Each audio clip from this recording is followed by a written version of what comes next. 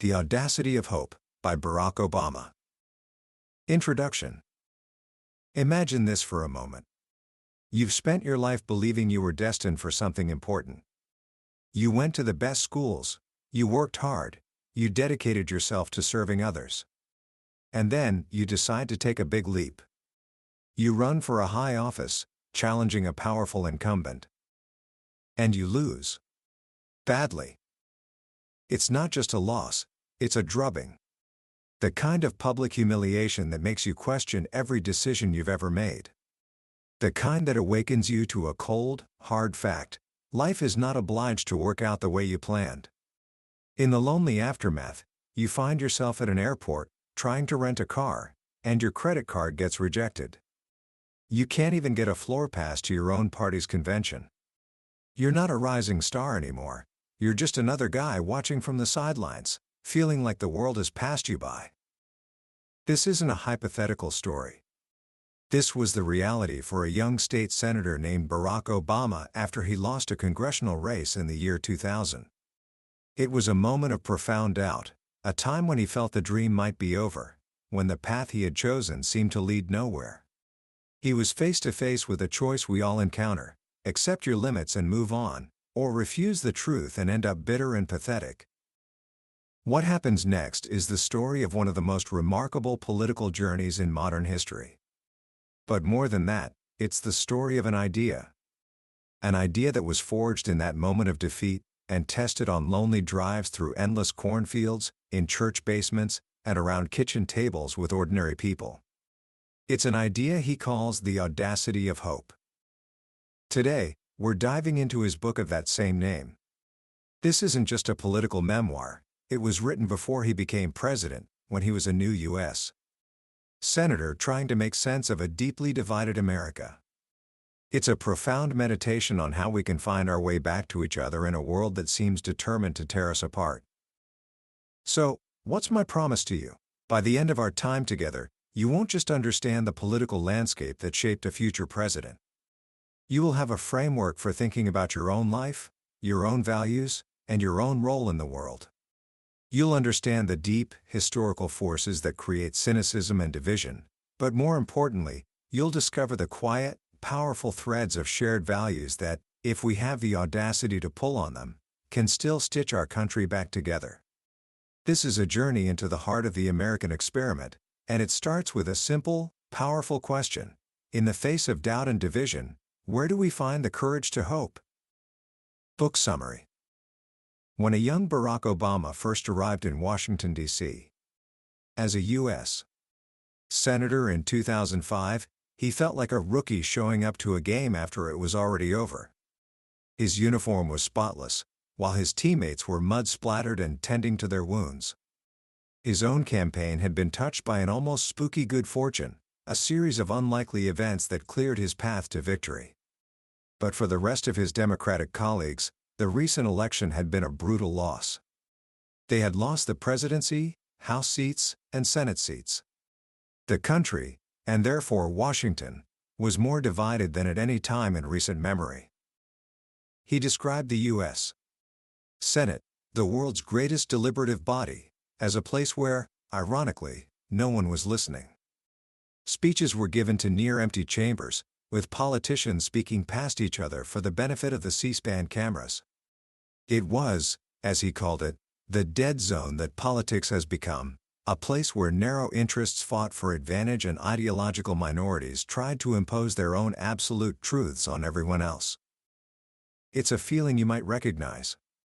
Whether you lean left or right, you can probably sense it in your gut: the lack of honesty, the constant fighting, the feeling that our biggest challenges are being ignored while our leaders are distracted by petty, trivial things.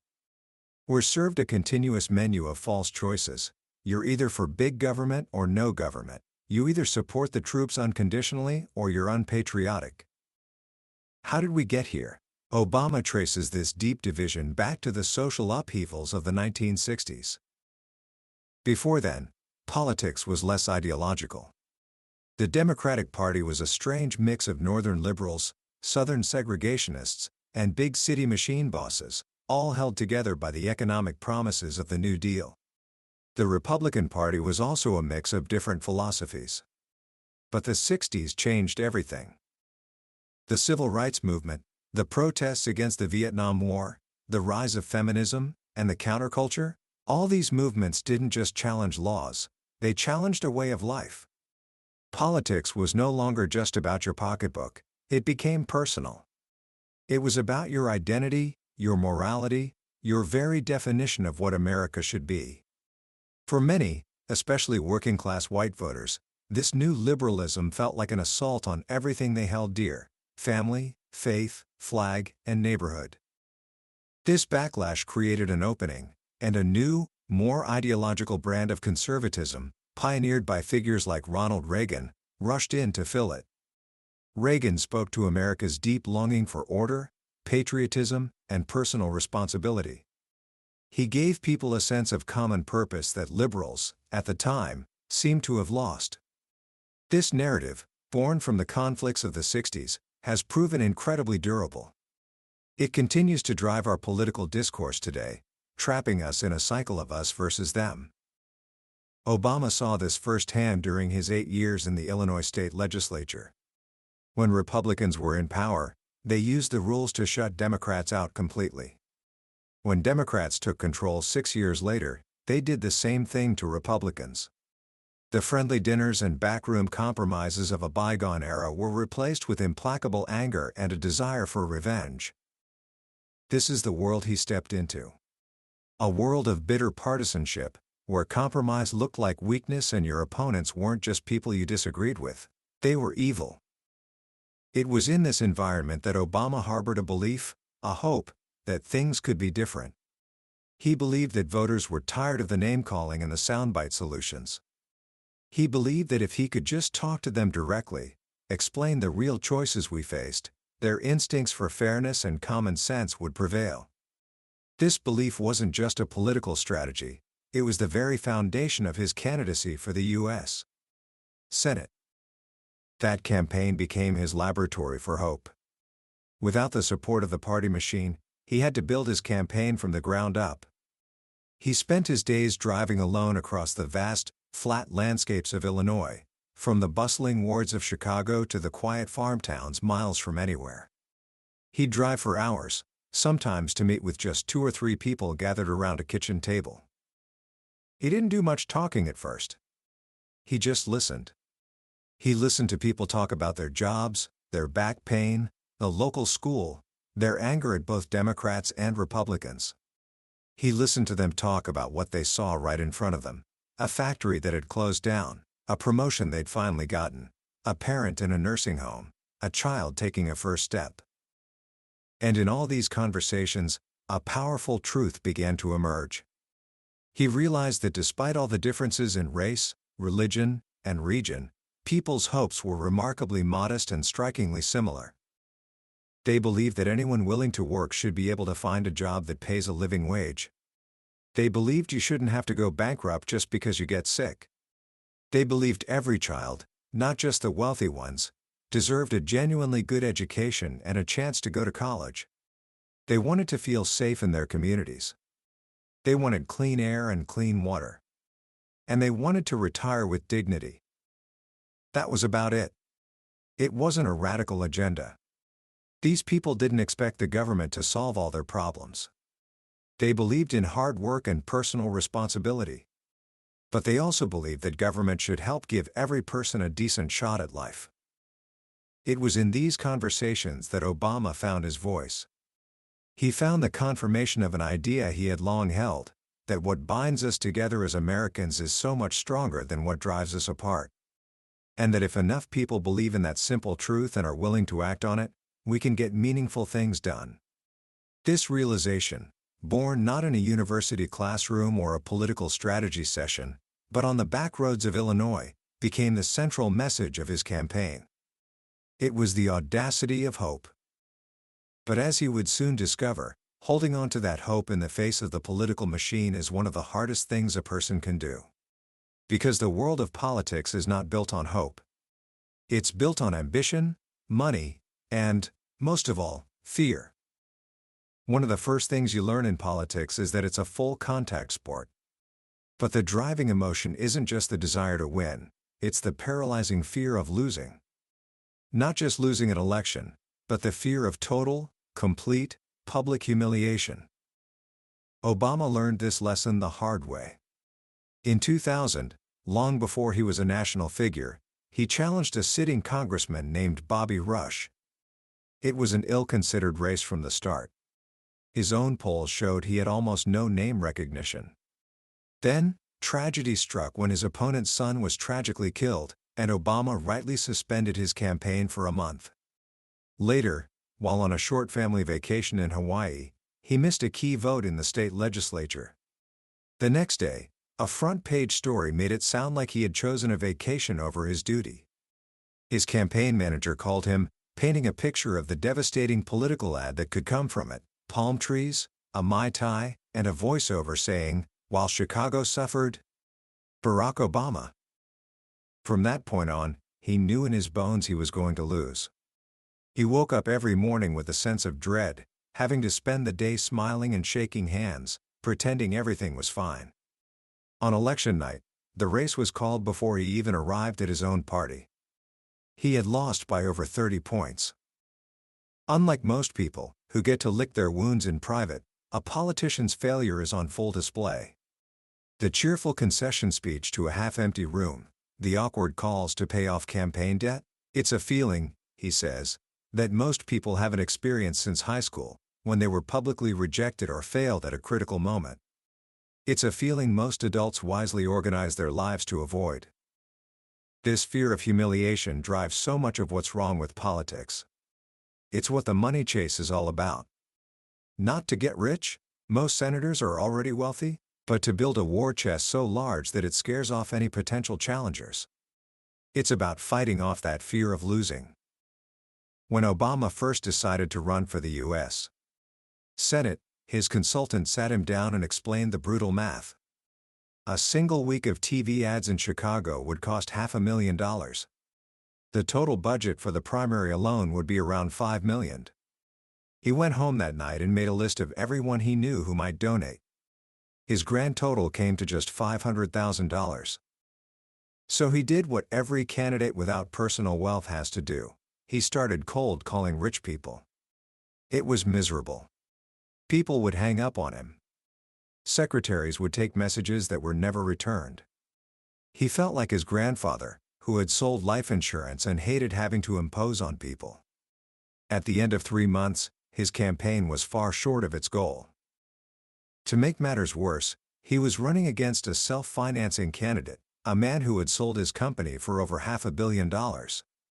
One morning, Obama left his condo and found the entire neighborhood blanketed in his opponent's campaign signs, as if they had sprung up overnight like daisies in spring.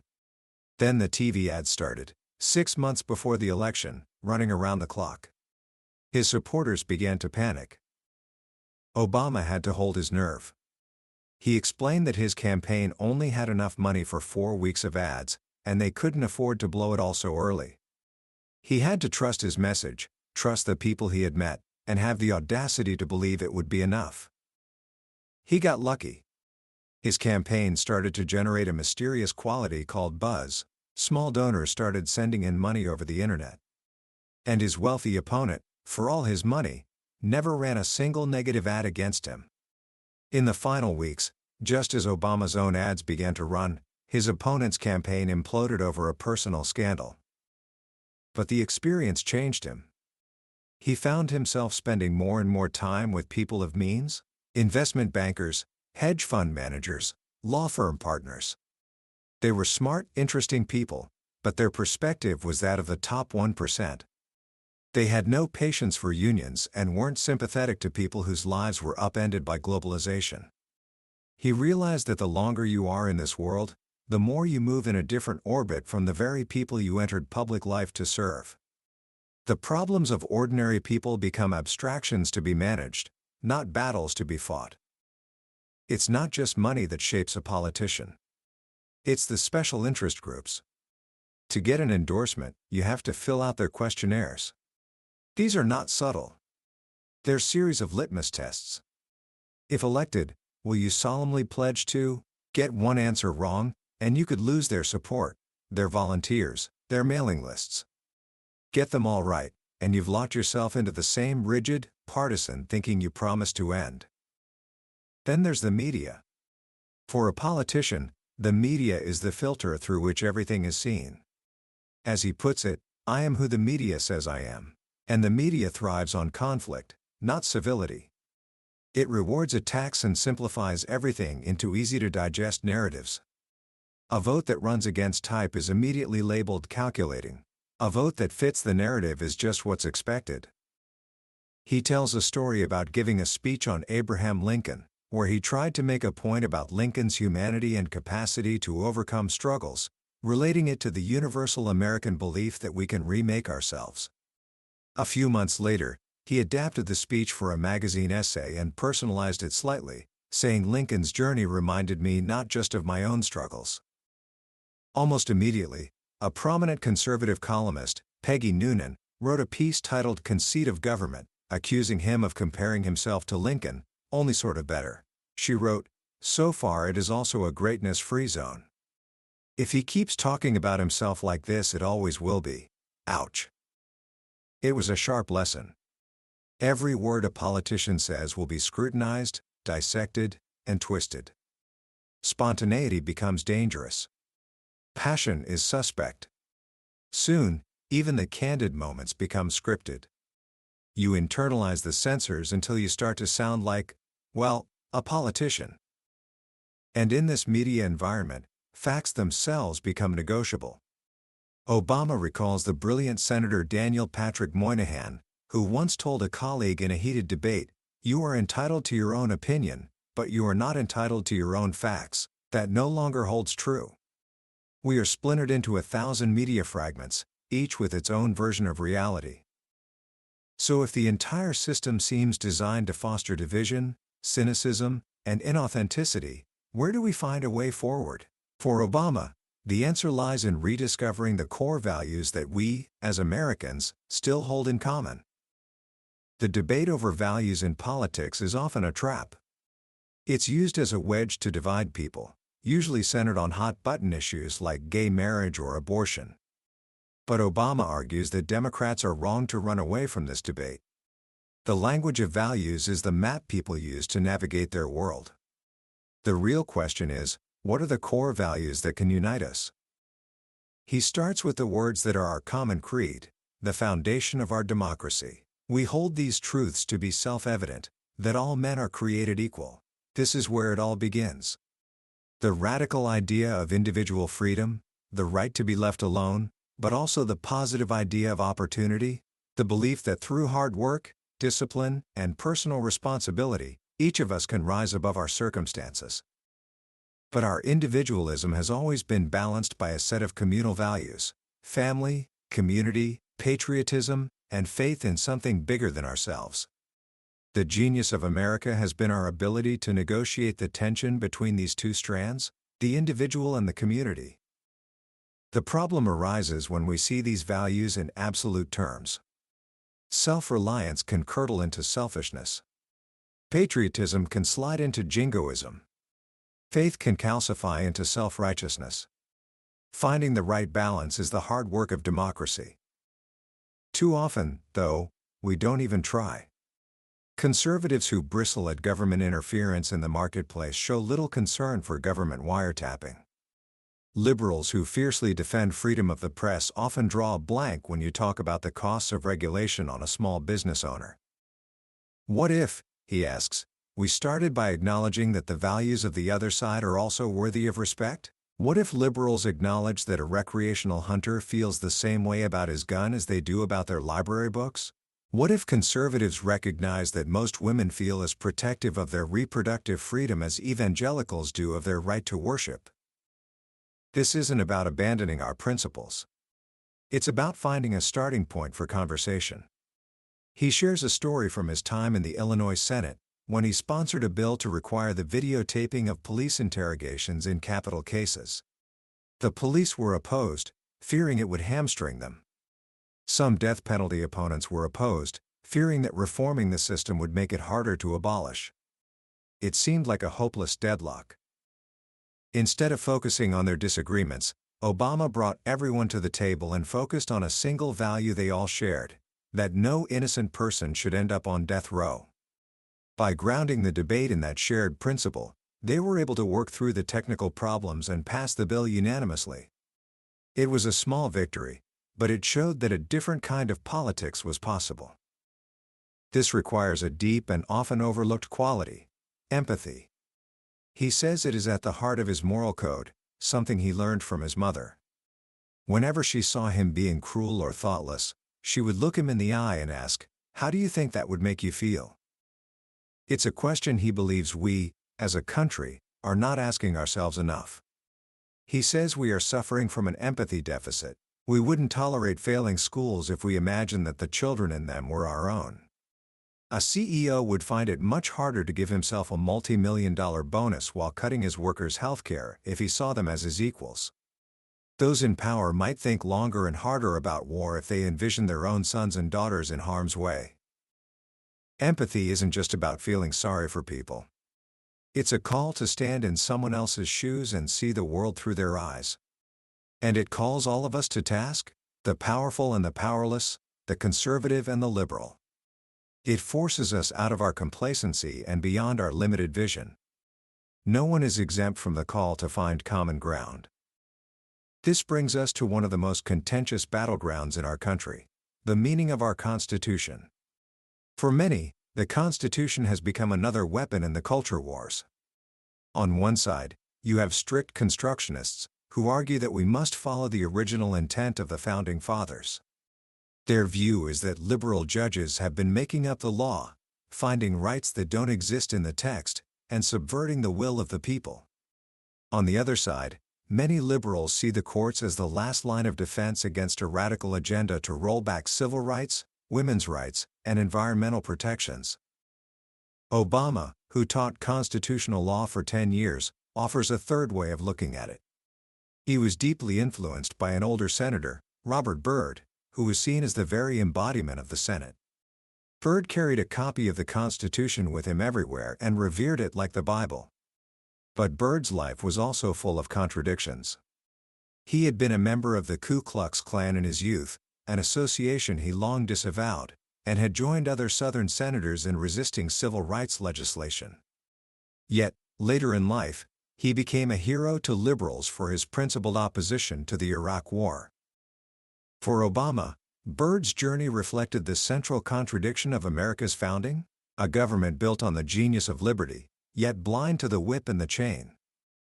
He argues that we can't treat the Constitution as a static, fixed document. The founders themselves disagreed profoundly on its meaning. And they couldn't have anticipated the challenges of our modern world, from the internet to data mining. An original understanding of the 14th Amendment, for example, would have allowed for segregation and discrimination against women. Few of us would want to return to that. So, is the Constitution just about power, with each side twisting it to get the outcome they want? Obama says no. He suggests we shift our metaphor. The Constitution is not a house to be built from a fixed blueprint. It is a conversation to be had. Its genius is that it provides a framework and a set of rules for how we, a big, noisy, diverse people, can argue about our future. Its separation of powers and checks and balances are designed to force us into a deliberative democracy. They compel us to entertain the possibility that we are not always right, to persuade others of our point of view, and to build shifting alliances of consent. Implicit in its structure is a rejection of all absolute authority and all absolute truth. It's a document built on a fundamental humility, the idea that we are all imperfect and that our judgments are fallible. This framework for conversation has worked for over 200 years. It has been tested by war, depression, and massive social change. But it broke down completely only once, over the one subject the founders refused to talk about: slavery. Deliberation alone could not grant the slave his freedom. In the end, it was the sword that severed his chains. This leads him to Lincoln, the man who understood both the power and the limits of deliberation. Lincoln held a deep conviction that slavery was wrong, but his presidency was guided by a profound practicality.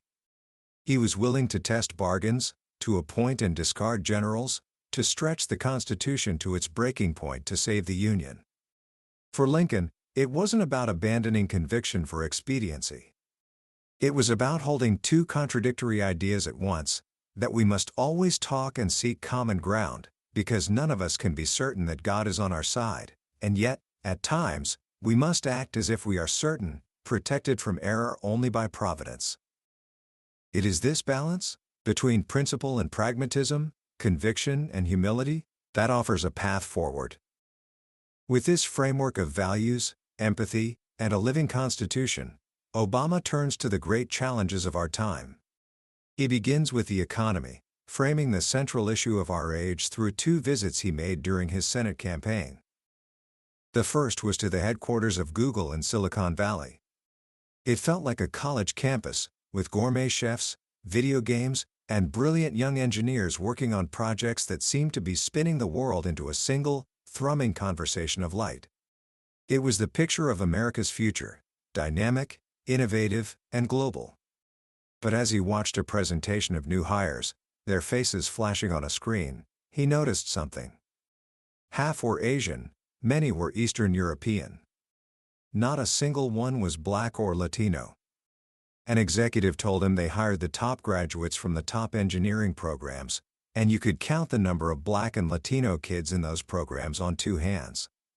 The engine of the new economy was leaving entire communities behind. Soon after, he took another trip, this time by car, to a town called Galesburg, in western Illinois. The Maytag factory there had just announced it was laying off 1,600 workers and moving its operations to Mexico. He met with the union leaders, men in their late 40s and 50s, who felt betrayed. They had taken pay cuts, the town had given the company tax breaks, and they had one of the most productive plants in the company. But it was never enough. A CEO in a distant boardroom had decided he could make more money by paying workers in Mexico a sixth of what they made. One man, Tim Wheeler, who had already lost his job at a nearby steel plant, told him his son Mark needed a liver transplant. His healthcare benefits were used up, and he didn't know if Medicaid would cover the cost. As he spoke, his voice cracked. His wife buried her head in her hands. Obama writes, "Those were the stories you missed on a private jet at 40,000 feet." These two stories, Google and Galesburg, represent the two Americas of the globalized, winner-take-all economy. For those with the right skills and education, the rewards have never been greater. For those whose skills can be automated or outsourced, the future can be dire. The question is, what do we do about it? He rejects both the hard right view that government is always the problem, and the old left view that we can simply erect trade barriers and defend every government program, no matter how inefficient. He argues for a new consensus, guided by Lincoln's maxim, "We do collectively, through our government, only those things we cannot do as well or at all individually." We should be guided by what works. What works? First, we must invest in the things that make us competitive: education, science and technology, and energy independence. This means rebuilding our schools, with higher standards, longer school days, and better paid, more accountable teachers. It means making college affordable for every American and doubling down on the basic scientific research that fuels innovation. And it means launching a national mission to achieve energy independence, treating it with the same urgency that President Kennedy brought to the Apollo space program. But even if we do all that, it won't be enough unless we also rebuild our social compact. The old bargain, forged by FDR during the New Deal, rested on three pillars: a job that could support a family, a package of health and retirement benefits from an employer, and a government safety net like Social Security. Today, that compact is crumbling. The Bush administration's answer was the ownership society, which essentially tells people, "You're on your own." Obama argues this is a recipe for a more stratified, unstable, and unequal America. Instead, he proposes we modernize our social insurance system for the 21st century. This means strengthening Social Security, not privatizing it. It means creating a universal 401k system to help all Americans save for retirement. And most importantly, it means finally fixing our broken healthcare system to provide basic coverage for every single American. This is the bargain he proposes. Americans are willing to compete, to work hard, and to take risks. But we can only do so if our government makes the investments that give us a fighting chance, and if we know that our families have a net beneath which they cannot fall. Of course, any discussion of America's future must confront the issue of race. Obama begins with a line from his 2004 convention speech that resonated with millions. There is not a Black America and White America and Latino America and Asian America, there's the United States of America. He says that as a man of mixed heritage, with a family that looks like a meeting of the UN, he has no choice but to believe in this vision. But, he cautions, to say we are one people is not to say that race no longer matters. The statistics on inequality are stark. And he can recite his own litany of petty slights, security guards tailing him in stores, people tossing him their car keys outside a restaurant. He says that to think clearly about race, we must see the world on a split screen, holding in our sights the America we want, while looking squarely at the America that is. Things have gotten better, he insists, but better isn't good enough. He offers two paths forward. First, a universal strategy. What ails working-class Blacks and Latinos is not fundamentally different from what ails their white counterparts: downsizing, wage stagnation, and failing schools.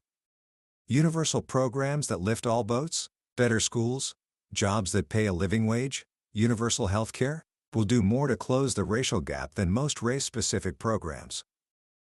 But he also acknowledges that some problems require special attention. He speaks powerfully about the deteriorating conditions of the inner-city poor. He tells the story of Mac Alexander, the owner of a beloved soul food restaurant on Chicago's West Side, who works tirelessly to hire ex-felons and rebuild his little corner of the world. Mac describes a community where the immune system has broken down, where kids are raising themselves on the streets because their fathers are in jail and their mothers are still children themselves. For Obama, the answer is not to give up, but to embrace a both/and approach. We must demand more personal responsibility, especially from fathers, but we must also change the circumstances that trap people in a cycle of poverty. This means more effective policing, better schools, affordable childcare, and real job opportunities for those who have paid their debt to society. He also tackles the explosive issue of immigration. He describes the fears of native-born Americans, Black and white, that what's happening now is different, that the country is losing control of its borders and its very identity. He admits he's not immune to these feelings. When he sees Mexican flags waved at pro-immigration rallies, he feels a flush of patriotic resentment. But then he tells a story of visiting a naturalization workshop at a church in a Latino neighborhood of Chicago. 1,000 people were lined up, clutching small American flags, waiting to begin the long process of becoming citizens. A little girl named Christina, 7 or 8 years old, came up and asked for his autograph. As he watched her translate his words into Spanish for her proud parents, he was reminded that America has nothing to fear from these newcomers. They have come here for the same reasons our ancestors did, for a better life. The danger, he says, will not come if we are overrun by those who do not look like us. The danger will come if we fail to recognize their humanity, if we tolerate a servant class in our midst, and if we allow our country to become so unequal that our democracy itself cannot survive. Finally, Obama turns to the subject of faith. In a secular age, he argues that progressives have made a mistake by ceding the language of morality to the religious right. He tells the story of receiving an email from a doctor, a devout Christian who opposed abortion. The doctor was considering voting for Obama but was troubled by language on his campaign website that dismissed all who opposed abortion as right-wing ideologues. The doctor wrote, "I do not ask at this point that you oppose abortion, only that you speak about this issue in fair-minded words." Obama felt a pang of shame. He realized the doctor was right. He changed the language on his website and began a deeper reflection on the role of faith in a pluralistic democracy. He describes his own journey. He was not raised in a religious household. His mother was a spiritual person, but deeply skeptical of organized religion. His father was a confirmed atheist. It was only later in life, working as a community organizer with churches on the south side of Chicago, that he found his way to Christianity. He was drawn to the Black church's tradition of social justice, its understanding that individual salvation is tied to collective salvation. And he was drawn to its honesty. Faith, he learned, doesn't mean you don't have doubts. The church was a place you went precisely because you were human, because you had sins to wash away and needed an ally on a difficult journey. It was this understanding that allowed him to finally be baptized. He argues that for democracy to work, the religiously motivated must translate their concerns into universal, rather than religion-specific, values. They have to make arguments based on reason, arguments that are accessible to people of all faiths, and those with no faith at all. At the same time, secularists are wrong to ask believers to leave their religion at the door of the public square. Great reformers, from Lincoln to King, were motivated by faith and used religious language to move the nation. Our goal should not be to scrub religion from public life, but to find a way to have a serious debate about how to reconcile faith with our modern, pluralistic democracy. It requires a sense of proportion, a dose of humility, and the recognition that on some issues, like abortion, compromise may not be possible. In those moments, the best we can do is ensure that persuasion, not violence, determines the outcome, and refocus our energies on areas where we can agree, like reducing the number of unwanted pregnancies. At the heart of the book is an exploration of family, his own, and the American family. He writes with touching honesty about the strains his political ambition placed on his marriage, especially after their daughters were born. He was gone 3 days a week, and even when he was home, he was often distracted. His wife, Michelle, felt like she was raising a family alone. He was stung by her anger, feeling she was being unfair. It was only later that he came to appreciate what she was going through. No matter how liberated he thought he was, when children arrived, it was Michelle who was expected to make the necessary adjustments, putting her career on hold, juggling work and the endless logistics of childcare.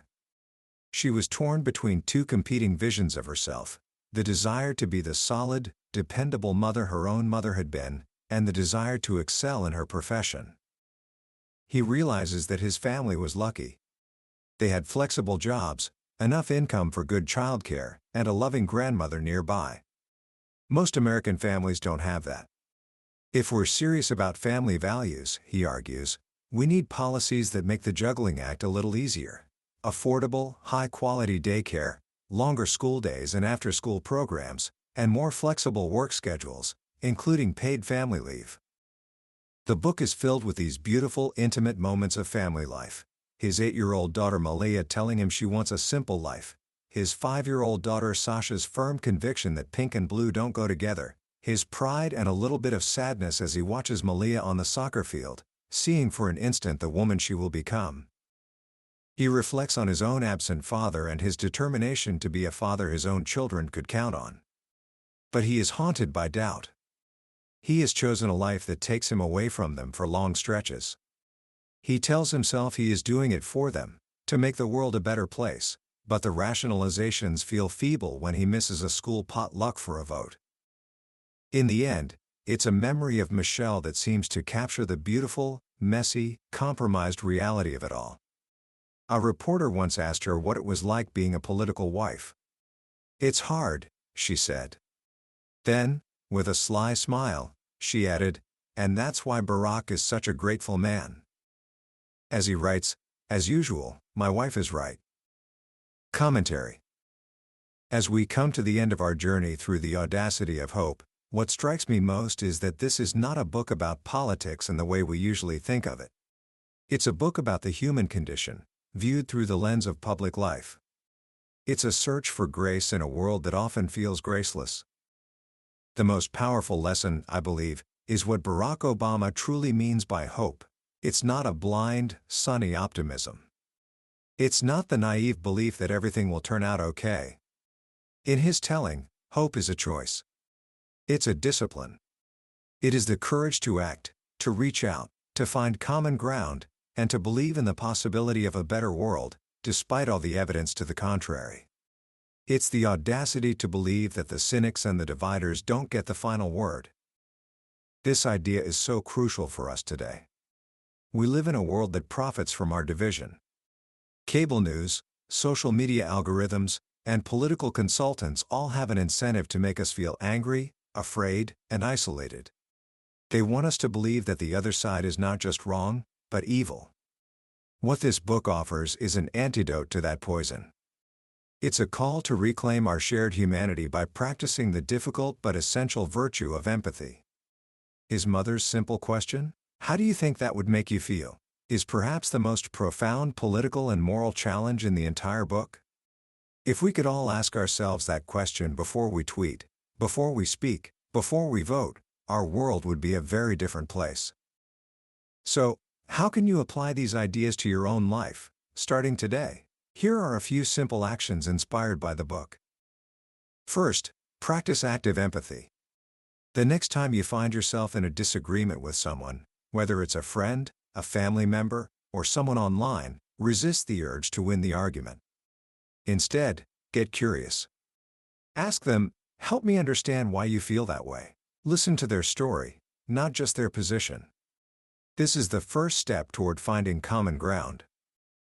Second, move toward the noise. Obama didn't hide from the anti-abortion protesters outside his rallies. He walked over and started a conversation. In your own life, find one issue you feel strongly about and deliberately seek out a thoughtful person who holds the opposite view. Don't try to convert them. Just try to understand them. You might be surprised by what you learn, not just about them, but about yourself. Third, find your own version of Galesburg. The source of Obama's hope wasn't found in Washington, it was found in the stories of ordinary people. Step outside of your bubble. Volunteer in a community different from your own. Strike up a conversation with the person who serves you coffee or cleans your school. Listen to their stories, their modest hopes, and their daily struggles. It will ground you and remind you of what truly matters. The Audacity of Hope is ultimately a deeply personal and philosophical book. It's a reminder that progress is not inevitable, it is fought for. It is the result of countless small acts of courage, empathy, and, yes, audacity. We've touched on the major themes today, but a summary is like looking at a map of a beautiful country. It can show you the layout, but it can't convey the feeling of the sun on your skin, the smell of the air, or the sound of the language. The real magic of this book is in the nuance, the quiet reflections, and the deeply human stories that Obama tells with such grace and honesty. If anything we've talked about today has sparked something in you, I encourage you to pick up a copy. Reading it is more than just learning. It's a conversation with one of the most thoughtful minds of our time, and it might just change the way you see yourself, your country, and your own capacity for hope. The link to the book is in the description. Also, if you found this journey valuable, please take a moment to click that like button and subscribe to the channel. It lets me know that this work is making a difference, and it ensures you won't miss our next exploration into another life-changing book. Let's keep learning and growing together.